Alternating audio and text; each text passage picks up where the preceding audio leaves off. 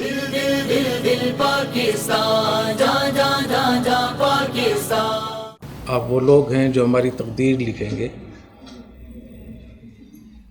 اس لیے میں سمجھتا ہوں کہ یہ مجلس، یہ نشست، اس کی بہت اہمیت ہے۔ یہاں بہت بڑی سطح کے لوگ بھی تشریف رکھتے ہیں۔ مجھے جو موضوع دیا گیا تھا وہ یہ کہ پیغام پاکستان سیرت خاتم النبیین صلی اللہ علیہ وسلم کی روشنی میں حضور اکرم صلی اللہ علیہ وسلم کی سیرت کے 3 حصے ہیں، اور اللہ کرے کہ یونیورسٹیوں میں، کالجوں میں یہ تینوں حصے پڑھائے جائیں باقاعدہ۔ ایک سیرت ہے، سیرت کے واقعات نبی کریم صلی اللہ علیہ وسلم کی ولادت سے لے کر اور آپ کی وفات تک، یہ پوری سیرت ہے، اس کو پڑھنا چاہیے اور تمام حصوں کو پڑھنا چاہیے۔ دوسرا حصہ ہے فقہ السیرہ کا، کہ سیرت کا فلسفہ کیا ہے، نبی کریم صلی اللہ علیہ وسلم کو جو دین اور جو نظام دیا گیا اس کا فلسفہ کیا تھا، آپ نے ہجرت کیوں کی، 40 سال کی عمر میں آپ کو نبوت کیوں ملی، اس سے پہلے کیوں نہیں ملی، آپ نے ہجرت اس طریقے سے کیوں کی، مدینہ کیوں تشریف لائے، مدینہ میں آپ کے جو اقدامات تھے وہ کیوں تھے، کس طریقے سے تھے۔ اس کو ہمارے ہاں فقہ السیرہ کہتے ہیں، جس کو آپ کی زبان میں، ہمارے ہاں زبان میں فلسفہ سیرت، سیرت کا فلسفہ کیا ہے۔ اور تیسری چیز ہے تطبیق سیرت، کہ آج کے زمانے میں سیرت کی تطبیق کیسے ہوگی۔ ہمارے جو مسائل ہیں، ہمارے جو بحران، جن بحرانوں سے ہماری ریاست، ہم لوگ گزر رہے ہیں، ہمارا معاشرہ گزر رہا ہے، سیرت سے کیا سبق ملتا ہے اور کون سا واقعہ ایسا ہے جس سے ہمیں حل ملتا ہے اس کا۔ یہ تینوں چیزیں بہت ضروری ہیں، اور جب آپ سیرت کو اور فقہ السیرہ کو، تطبیق السیرہ کو پڑھیں گے، تینوں چیزوں کو لیں گے، تو آپ کو اندازہ ہوگا کہ ہمیں کہیں جانے کی ضرورت نہیں ہے۔ اللہ تعالیٰ نے ہمیں جو نظام عطا فرمایا ہے، جو دین عطا فرمایا ہے، اس میں ہر چیز موجود ہے۔ کیونکہ نبی کریم صلی اللہ علیہ وسلم جیسے آپ نبی تھے، سلطان بھی تھے، آپ کو نبوت بھی دی گئی اور سلطنت بھی دی گئی۔ پہلے جتنے انبیاء علیہ السلام تشریف لائے، اس میں چند ایک کو جزوی طور پر نبوت کے ساتھ سلطنت ملی تھی، سلیمان علیہ السلام، داؤد علیہ السلام، باقی سب نبوت کا اور دعوت کا کام تھا۔ نبی کریم صلی اللہ علیہ وسلم کو سلطنت بھی باقاعدہ دی گئی اور نبوت بھی دی گئی، اور جب تک سلطنت اور نبوت کے کام اکٹھے رہے، اس وقت تک امت مسلمہ میں کافی خیر رہی۔ اور جہاں تقسیم ہو گئی کہ یہ انبیاء علیہ السلام کا کام ہے اور یہ بادشاہوں کا کام ہے، تو نبوت اور سلطنت کی تفریق شروع ہوگی، وہیں سے خرابی پیدا ہوئی۔ دوسری تفریق ہوگی دین کی اور دنیا کی، کہ یہ دین ہے اور یہ دنیا ہے۔ پھر تیسری تفریق اس کی پیدا ہو گئی کہ یہ مدرسہ ہے اور یہ اسکول ہے، یہ عالم ہے اور غیر عالم ہے، یہ مسٹر ہے، یہ ملا ہے۔ اس تقسیم نے بھی ہمیں بہت نقصان پہنچایا۔ تو پیغام پاکستان کے حوالے سے آج کے دور میں اور آپ کے لیے خاص طور پہ کیا سبق ملتا ہے، اس میں کچھ عرض کرنا چاہتا ہوں کہ ہمارا ملک اور ہماری ریاست جن مشکلات سے گزر رہی ہے، 20 سال سے جس طریقے سے یہاں دھماکے ہوئے، قتل و غارت گری ہوئی، نقصان ہوا، معاشی تباہی بربادی آئی، جانی نقصان بھی بہت زیادہ ہوا۔ تو میں آج کے موجودہ حالات میں بات کرنا چاہوں گا کہ آج کے موجودہ حالات کس طرف جا رہے ہیں۔ ان 20 سالوں میں جو نقصان ہوا ہے ہمارا، اور جس طریقے سے ہم اب بلیک میل ہو رہے ہیں اور ہر طرف بحرانوں کے پہاڑ کھڑے ہوئے ہیں، اس کی مثال ایسے ہے جیسے گاؤں دیہات میں، ہم لوگ دیہاتی ہیں، گاؤں دیہات میں جب کوئی فقیر آتا ہے مانگنے کے لیے تو گاؤں کے کتے اس کے پیچھے پڑ جاتے ہیں، تو جو کتا زیادہ قریب آتا ہے اس کو اپنی زنبیل سے وہ ایک ٹکڑا اٹھا کر پھینک دیتا ہے، پھر دوسرا قریب آتا ہے اس کو ٹکڑا، تو ٹکڑے کم ہوتے جا رہے ہیں اور کتے زیادہ ہوتے جا رہے ہیں۔ اور اس کا نتیجہ کیا ہوگا؟ اس کا نتیجہ خدا نخواستہ وہی ہو سکتا ہے جو عراق میں، شام میں، لیبیا میں، یمن میں، صومالیہ میں، اور اس سے پہلے سقوط ڈھاکہ ہوا، اور اس سے پہلے سقوط دہلی ہوا، سقوط اندلس ہوا، سقوط خلافت عثمانیہ ہوا، سقوط بغداد ہوا۔ اور جب اس قسم کے واقعات اور حوادث ہوتے ہیں، پھر صدیوں تک عزتیں لٹتی ہیں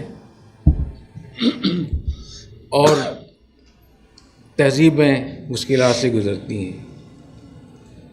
ہم اس وقت، ہمارا ملک اس وقت میں ایک ایسے موڑ پہ کھڑا ہوا ہے کہ اگر ہم اس سارے سنجیدہ ہو جائیں اس ملک کو سنبھالنے کے لیے، تو ہم بہت بڑی تباہی سے بچ سکتے ہیں۔ اور اگر ہم اسی طریقے سے غیر سنجیدہ رہے، جس طریقے سے ابھی ہو رہا ہے کہ اللہ تلے چل رہے ہیں، سوشل میڈیا پہ مذاق چل رہے ہیں، ایک دوسرے کی ٹانگیں کھینچی جا رہی ہیں، اور معاشی بحران دن بدن زیادہ سے زیادہ تیز سے تیز ہو رہا ہے، تو اس کا نتیجہ اس سے مختلف نہیں ہوگا۔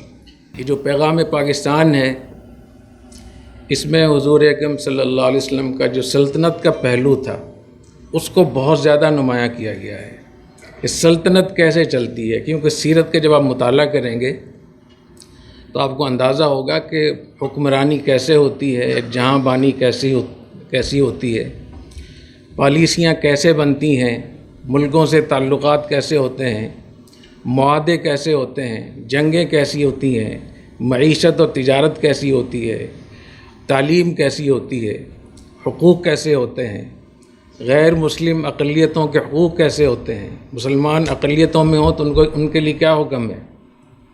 ایک بہت بڑی دستاویز ہے، قرارداد مقاصد کے بعد یہ پہلی دستاویز ہے جس کے اوپر 10,000 سے زیادہ علماء کے دستخط ہیں، اور یہ ایسی دستاویز ہے کہ اگر اس کو سمجھ لیا جائے اور یونیورسٹیوں میں باقاعدہ اس کو شامل نصاب کیا جائے، اس پہ سیمینار ہوں اور انکشاف ہوں، تو آپ کو اندازہ ہوگا کہ اس میں ہمارے بہت سارے بلکہ تمام مسائل کا حل موجود ہے۔ تو یہ آج کا سیمینار اس لحاظ سے بہت اہم ہے کہ یہ پیغام پاکستان کے حوالے سے یہ قائم کیا گیا ہے، سیرت کی روشنی میں پیغام پاکستان۔ آپ حضرات کے علم میں ہے کہ پاکستان میں یہاں بہت زیادہ 20 سالوں میں جنگیں ہوئیں، اس کی بنیادی 3 مسئلے تھے، 3 مسائل کی وجہ سے جو مذہب کے حوالے دیے گئے اور مذہب کے نام پہ ہوا، اس کی وجہ سے یہ تباہی بربادی آئی۔ اور چونکہ اب یہ تینوں مذہبی مسائل مدارس سے زیادہ یونیورسٹیوں میں آ رہے ہیں، طلباء طالبات میں آ رہے ہیں، تو اس کے اب جو نقصانات ہوں گے، اگر اس کو نہ روکا گیا تو اس کے نقصانات بہت زیادہ بھی ہوں گے اور تیز بھی ہوں گے اور خطرناک بھی ہوں گے۔ وہ 3 مسئلے کیا ہیں؟ ایک مسئلہ تو یہ ہے کہ کیا کسی ریاست میں اپنے طور پر جنگ چھیڑنا، نجی طور پر جہاد کرنا جائز ہے؟ کیا یہ جائز ہے کہ جہاں حکومت ہو، اس کے پاس ایک نظام ہو، فوج ہو، سسٹم ہو، اس کے ہوتے ہوئے اپنے طور پہ نجی طور پہ کوئی گروپ اپنی مسلح تنظیم بنا کر وہ کسی بھی پر بھی چڑھ دوڑے، کسی ملک پر بھی حملہ کرے، کسی کافر ملک پہ، کسی پہ، یہ جائز ہے یا نہیں، یہ جہاد ہے یا نہیں؟ ایک مسئلہ تو یہ۔ دوسرا مسئلہ یہ کہ امر بالمعروف اور نہی عن المنکر، اس کے لیے طاقت کو اپنے ہاتھ میں لینا، قانون اپنے ہاتھ میں لینا، خود فیصلے کرنا بغیر ریاست کے، یہ جائز ہے یا نہیں؟ اور تیسری چیز ہے کہ جہاں اسلامی قانون نافذ نہ ہو، اسلام کے جو بیشتر قوانین ہیں ان میں عملی طور پر کوتاہی ہو، تو کیا اس نظام کے خلاف مسلح بغاوت کرنا جائز ہے یا نہیں؟ ان 3 مسئلوں کی وجہ سے پاکستان میں اتنا نقصان ہوا، افغانستان میں ہوا، تاجکستان میں، ازبکستان میں، چیچنیا میں، یمن میں، صومالیہ میں، عراق میں، شام میں، لیبیا میں، مصر میں، یہ اللہ تعالیٰ کا بہت بڑا احسان ہے کہ اللہ تعالیٰ نے ہمیں ایک مضبوط فوجی قوت عطا فرمائی تھی۔ اس مضبوط فوجی قوت کی وجہ سے ابھی تک یہ ملک بچا ہوا ہے، اور جس طریقے سے ہم اپنی فوج کے پیچھے پڑے ہوئے ہیں، غلطیاں تو سب میں ہوتی ہے، لیکن جس طریقے سے ہم اپنی فوج کے پیچھے پڑے ہوئے ہیں، ہم میمز بناتے ہیں، ہم استہزاء کرتے ہیں، اور پورا معاشرہ جس طریقے سے لگا ہوا ہے، تو ہم نے اپنے پیروں پہ کلہاڑی مار۔ یہ ٹھیک ہے کہ فوج کے اندر بہت سے جرنیل غلط کام کرتے ہیں اور بہت سارے آئین کو بھی توڑتے ہیں، بہت ساری، لیکن ایک ادارہ بحیثیت ایک ادارہ کے اس کو موضع سخن بنانا یہ درست نہیں ہے۔ کتنے ایسے علماء ہوں گے جو بہت غلط کام کرتے ہیں، کتنے تاجر ہوں گے، لیکن آپ تجارت کو اور اسلامی کو اگر آپ خدا نخواست ابرا والا کہیں تو اس کا کتنا نقصان ہو۔ تو اللہ تعالیٰ کا کرم ہے کہ پاکستان ایٹمی قوت کی وجہ سے، ایک فوجی منظم اور مسلح قوت کی وجہ سے پاکستان ابھی تک بچا ہوا ہے، لیکن آخر کب تک؟ تو پاکستان کے پاس یہ موقع ہے، ہمارے پاس یہ موقع ہے کہ ہم اچھی محنت کر سکتے ہیں، اس ملک کو ہم سنبھال سکتے ہیں۔ اور میں طلبہ طالبات سے کہوں گا کہ آپ کی ذمہ ہے یہ اس ملک کو سنبھالنا۔ جو بڑی عمر کے لوگ ہیں، مجھ سے تو آگے بھی نہیں بیٹھا جا رہا ہے، ہم آپ کے لیے دعا کریں گے، آپ کی سرپرستی کریں گے، لیکن آپ لوگ اس ملک کو سنبھالیں، اور جو یہاں خرابیاں اور جو چیزیں پیدا ہو رہی ہیں ان کو آپ سنبھالیں، آپ کے ذمہ ہے یہ۔ ہمارے دین میں کہیں بھی اس کی مثال موجود نہیں ہے کہ جہاں خلافتیں ہوں وہاں اپنے طور پہ کسی نے کوئی تنظیم بنائی ہو اور وہ ایک مسلح ان کی تحریک شروع ہو گئی ہو، اس کی مثالیں موجود نہیں ہیں۔ تو یہ شرعاً جائز نہیں ہے، اور جو درس نظامی ہمارے ہاں پڑھایا جاتا ہے اس میں عقائد کی کتابوں میں، اور وہاں بھی کتاب الجہاد ہے، اس سب میں یہ بات بہت صراحت کے ساتھ لکھی گئی ہے کہ نجی طور پر جہاد کرنا اپنے طور پر اور جس ملک کو چاہیں چھیڑ دیں، یہ جائز نہیں۔ ملکوں کے جو معاہدے ہوتے ہیں، نبی کریم صلی اللہ علیہ وسلم نے 250 معاہدے فرمائے مختلف قوموں کے ساتھ، مختلف قبیلوں کے ساتھ، مختلف ملکوں کے ساتھ۔ ان 250 معاہدوں میں کبھی بھی ایسا نہیں ہوا کہ کسی ایک معاہدے کو نبی کریم صلی اللہ علیہ وسلم نے توڑا ہو۔ ساری عہد شکنی کفار کی طرف سے ہوئی تھی، دوسرے لوگوں کی طرف سے ہوئی تھی، حتیٰ کہ حضرت حذیفہ بن الیمان رضی اللہ تعالیٰ عنہ یہ مہاجر ہیں اور قدیم الاسلام ہیں۔ کسی نے ان سے پوچھا کہ آپ تو قدیم الاسلام ہیں، تو آپ بدر میں کیوں شریک نہیں ہوئے؟ تو انہوں نے فرمایا کہ میں اور میرے والد صاحب ہم گئے تھے بدر میں شریک ہونے کے لیے، اور راستے میں مشرکین مکہ کے ہاتھ چڑھ گئے ہم، تو قریش مکہ نے ہمیں مارا اور ہم سے زبردستی عہد لیا کہ تم جنگ میں شریک نہیں ہوگے۔ تو ہم نبی کریم صلی اللہ علیہ وسلم کی خدمت میں حاضر ہوئے کہ یا رسول اللہ ہمیں انہوں نے مارا تھا اور ہم سے عہد لے لیا زبردستی کہ ہم جنگ میں شریک نہیں ہوں گے، تو اب آپ ہمارے لیے کیا حکم دیتے ہیں؟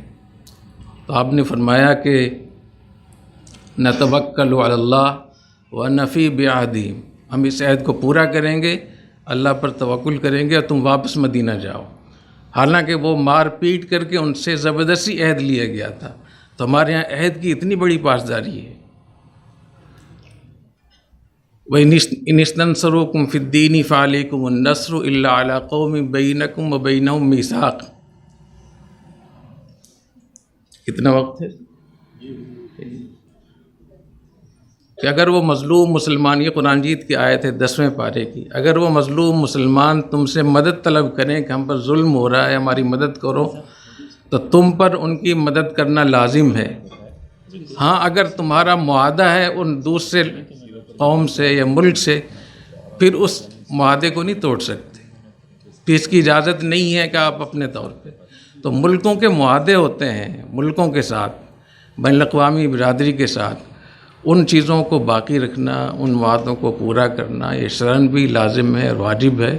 اور جب کوئی قوم عہد شکنی کرتی ہے، بدعہدی کرتی ہے، تو اللہ تعالیٰ کا پھر عذاب بھی مسلط ہوتا ہے. فَبِمَا نَقْضِهِمْ مِيثَاقَهُمْ لَعَنَّاهُمْ کہ بنی اسرائیل نے عہد شکنی کی تو ہم نے ان پر لعنت کی. وَجَعَلْنَا قُلُوبَهُمْ قَاسِيَةً ہم نے ان کے دلوں کو سخت کر دیا. یہ جو قساوت قلبی ہے، دل سخت ہیں، اس بدعہدی کی وجہ سے. یہ بھی ایک بہت بڑی وجہ ہے کہ ہم بدعہدی کرتے ہیں، عہد شکنی کرتے ہیں.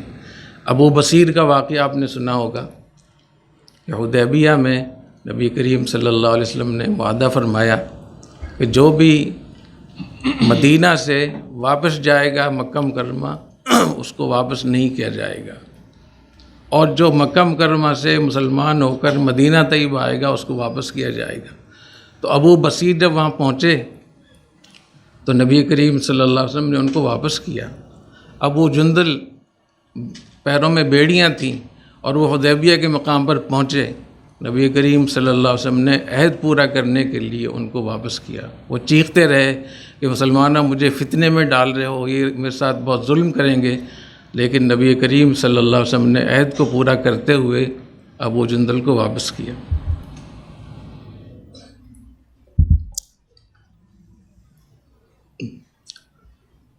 تو یہ بات کرنا چاہتا ہوں کہ ہمارے دین میں چاروں فقہوں میں اور جو عقائد ہمارے ہاں پڑھائے جاتے ہیں اور جو سیاستہ ہمارے ہاں پڑھائی جاتی ہے اس میں یہ چیزیں صراحتاً موجود ہیں.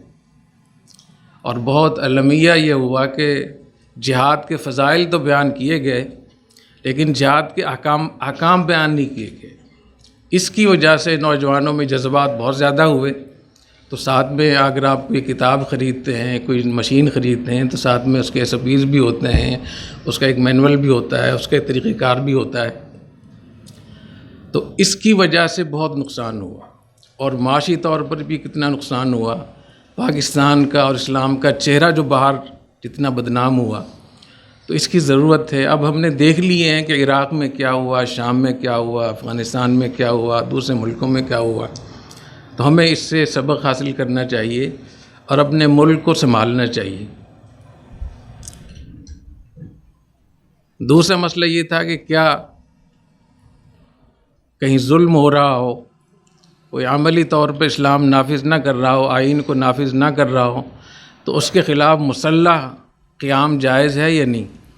اس کا جواب یہ ہے کہ پرامن طریقے سے کوشش کریں، آئینی طریقے سے کوشش کریں، کلمہ حق کہیں. اور اس دور میں اپنا پیغام پہنچانے کے لیے تو اتنے بڑے بڑے طریقے رائج ہو گئے ہیں. آپ لوگ یونیورسٹیوں میں مارکیٹنگ پڑھتے ہیں، اس میں کیسی کیسی چیزیں ہیں.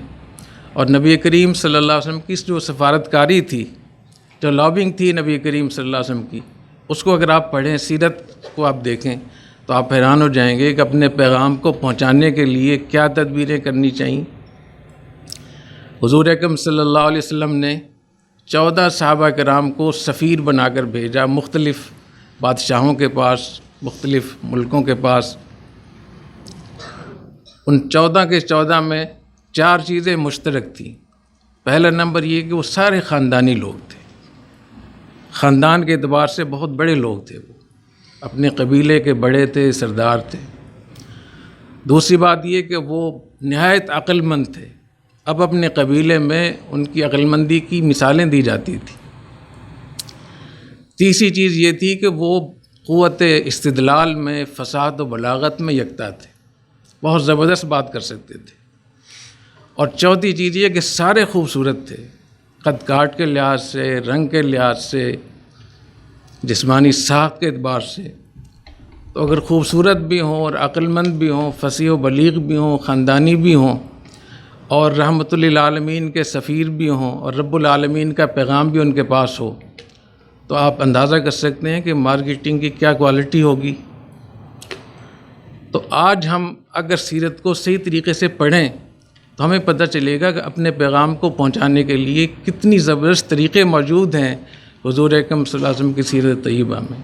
نبی کریم صلی اللہ علیہ وسلم ہمیشہ جب بھی کوئی وفد آتا تھا، کوئی مہمان آتا تھا یا کسی کو آپ بھیجتے تھے تو گفٹ اور تحائف کا اہتمام فرماتے تھے. بہت زیادہ اس کا اہتمام تھا.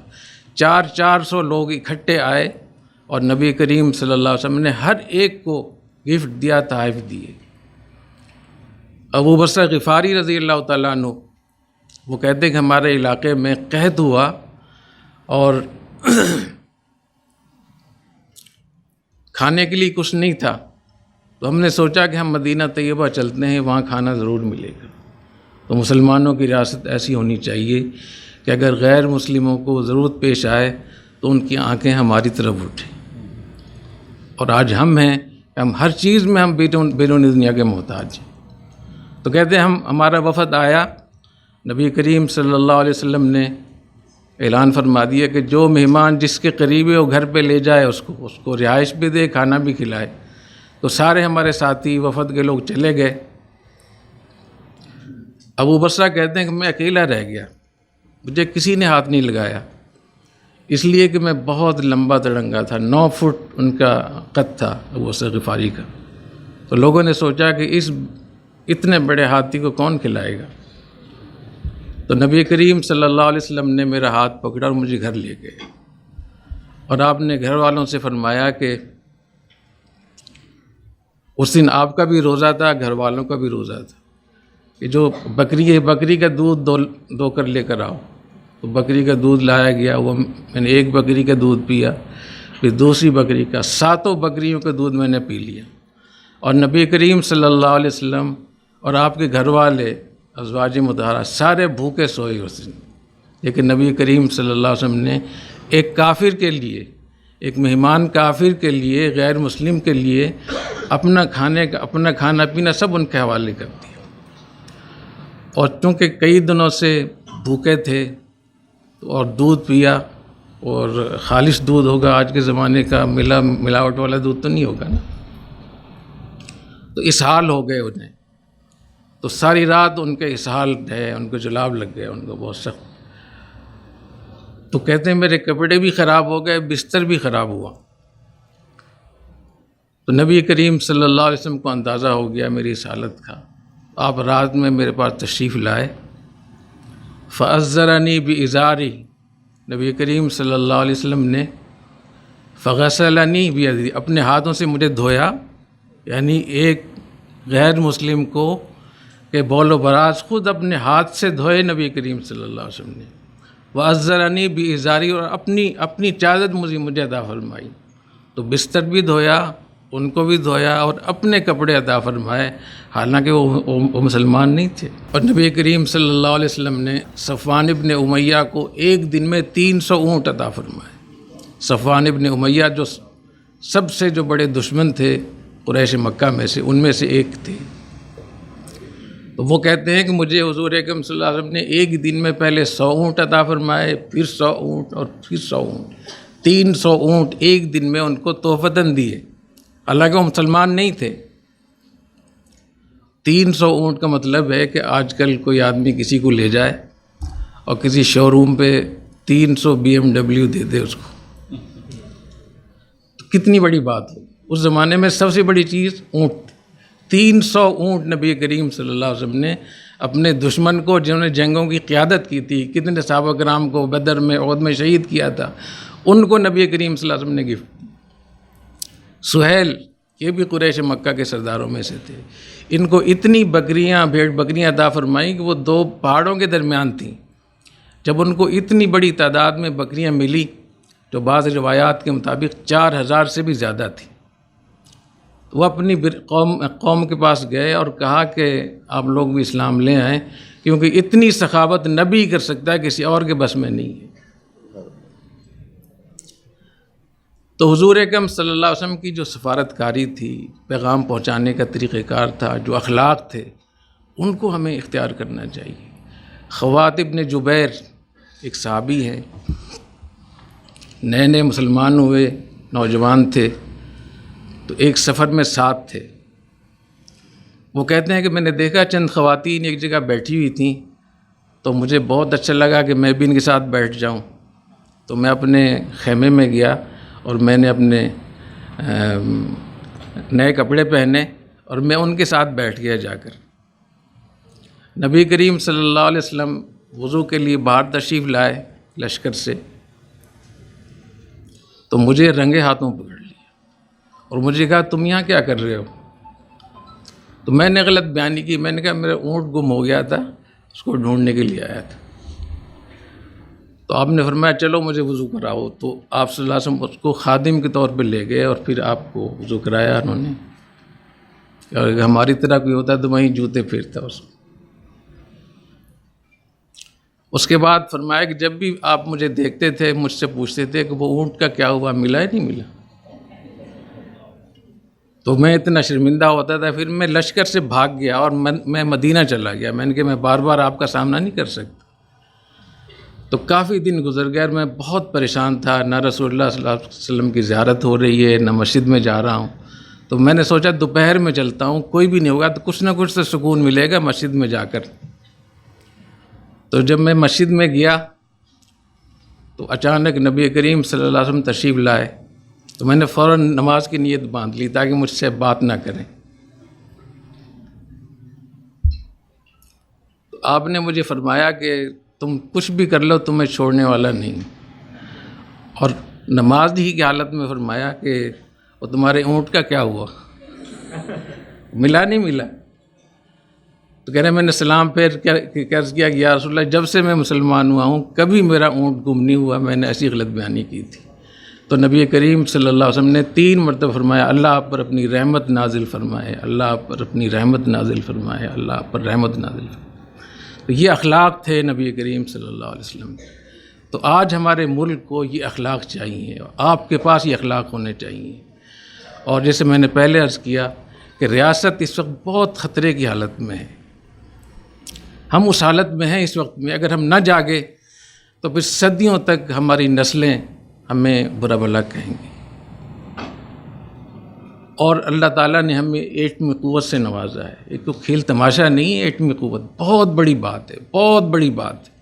اللہ نے پوری دنیا میں، پورے عالم اسلام میں صرف ایک ملک کو یہ ایٹمی قوت عطا فرمائی ہے۔ اس کا مطلب یہ کہ اللہ اس ملک کو باقی رکھنا چاہتا ہے۔ دوسری ایک منظم فوج ہے، ان دونوں کے ہوتے ہوئے ہم اچھی پلاننگ کر سکتے ہیں، اچھی ہم تدبیر کر سکتے ہیں۔ تو اللہ تعالیٰ ہمیں توفیق عطا فرمائے۔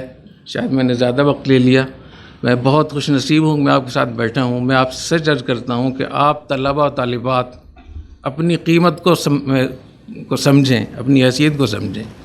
آپ سیرت کو پڑھیں، بہت اچھے طریقے سے پڑھیں۔ اور میں پروفیسر صاحبان سے میں یہ عرض کروں گا کہ یونیورسٹیوں میں، کالجوں میں سیرت شعر بنائی جائے، باقاعدہ سیرت پہ بات چیت ہو، اور سیرت کے 3 حصے پڑھے جائیں، جس میں نفس سیرت بھی ہو، علم سیرت، اور سیرت کا فلسفہ بھی بیان کیا جائے، اور سیرت کی تطبیق بھی ہو کہ آج کے حالات میں سیرت سے ہمیں کیا سبق ملتا ہے۔ تو میں سمجھتا ہوں کہ یہ ملک نہ صرف یہ کہ بچ سکتا ہے بلکہ یہ دینے والا ملک بن جائے گا۔ جو میں نے قرآن حدیث پڑھا ہے، جو میں نے سیرت پڑھی ہے، اگر ہم اس پہ عمل کر لیں اور اپنے ملک کو واقعتاً ایک مدینے کی ریاست بنا دیں، تو اس ملک کو دیکھنے کے لیے اتنے زیادہ لوگ آئیں گے کہ ہماری آمدن وہی کافی ہو جائے گی ہمارے لیے۔ اتنی بڑی چیز اللہ نے ہمیں عطا فرمائی ہے۔ پیغام پاکستان کو دیکھ لیں، پیغام پاکستان اقلیتوں کے حوالے سے بھی بہت کچھ بتاتا ہے، خواتین کے حقوق، بچوں کے حقوق، مذہب کے حوالے سے، تحریکوں کے حوالے سے، اجتماعیت کے حوالے سے، ہمارے مسلمان جہاں غیر مسلموں میں اقلیتوں میں رہتے ہیں ان کے حوالے سے۔ لیکن ہمارے اتنی ناشکری ہے ہماری حکومتوں میں، ہمارے اداروں میں، کہ اتنی بڑی چیز پر کوئی باقاعدہ کانفرنسیں نہیں ہوئیں، باقاعدہ سیمینار نہیں ہوئے۔ ہونا ہی چاہیے تھا کہ تمام یونیورسٹیوں میں باقاعدہ پیغام پاکستان پر کانفرنسیں ہوتی، اور ہر سفارت خانے میں، جہاں جہاں ملکوں میں ہمارے سفارت خانے ہیں، ہر ایک میں یہ سیمینار ہوتا ہے، اور ہم بتاتے کہ اسلام کا یہ چہرہ ہے۔ 10,000 علماء نے اس پر دستخط کیے ہیں، جو میں آپ کو باتیں بتا رہا ہوں، کہ کسی کو بھی انفرادی طور پہ، نجی طور پہ مسلح تنظیم بنانا اس کی اجازت نہیں ہے، قانون ہاتھ میں لینے کی اجازت نہیں ہے، اور اسلامی قانون نافذ کرنے کے لیے محنت کرنا، لابنگ کرنا، آئینی اقدامات کرنا، ذہن سازی کرنا، کلمہ حق کہنا، جلوس نکالنا، سب ٹھیک ہے، لیکن ہتھیار اٹھا کر تنظیم بنانا جائز نہیں۔ تو میں امید کرتا ہوں کہ آپ حضرات سے، کہ آپ حضرات طلباء طالبات اور پروفیسر صاحبان، ڈاکٹر وسیم قاضی صاحب، میرے ساتھ حج میں تھے. بہت شکریہ آپ کا، جزاکم اللہ.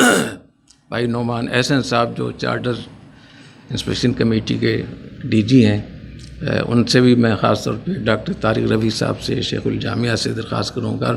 اب ہمارے یہاں ڈاکٹر پروفیسر مختار احمد صاحب تشریف رکھتے ہیں. پاکستان کی تمام یونیورسٹیاں ڈاکٹر صاحب کی اس میں آتی ہیں. میں خاص طور پہ آپ سے درخواست کروں گا کہ اپنے ان طلباء طالبات کو سنبھالیں، ان کو سمجھائیں، ان کو صحیح راستہ بتائیں. یہی لوگ ہمارے ملک کو سنبھالیں گے، یہی لوگ ہماری تقدیر لکھیں گے. اللہ تعالیٰ ہمیں عمل کرنے کی توفیق عطا فرمائے. میں ایک مرتبہ پھر شکریہ ادا کرتا ہوں آپ سب حضرات کا، طلباء طالبات کا، اساتذہ کا، کہ آپ حضرات نے مجھے موقع دیا. جزاکم اللہ. سبحانک اللہم و بحمدک، اشہد ان لا الہ الا انت استغفرک و اتوب الیک.